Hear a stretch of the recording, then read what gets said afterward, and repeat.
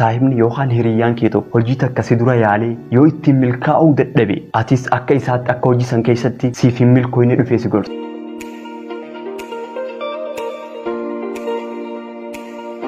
Meeqa keenyatu ilaalcha dogoggoraa keessatti hidhamee jira. Meeqa keenyatu jecha hin danda'amne jookona osoo yaadiin hojiirra oolchaa jira. Seenaan tun akkas turte. Namicha osoo karaa gubbaa deemuu arba hidhaa jiru tokko arge. Dubbiin ajaa'ibatti taanaan nama arba sanillee eegaa jiru akkas jechuun gaafate. Akkamitti bineensa guddinni isaa hagana ga'u haada qallaa kanaan hiitee tursiisuu dandeesse jeen. Namichi arba hidheetiisaa tures akkas jeen. Yeroo isaan xixiqqoo turan haaduma wal fakkaataan hidhaa turre. Yeroo san ilmoolee waan turaniif humna haada san ittiin kutan hin qaban ture. Ammas akkuma yeroo sanitti haada kana kutuu hin dandeenyu jedhanii waan amananiif haada kana osoo kutin haga arraa jiraatu jiran jeen. Namichis hedduu ajaa'ibsiifa. Osoo humna qaban qabee kan ta'e haada kana daqiiqumatti kutanii keessaa ba'uu ni danda'an ture.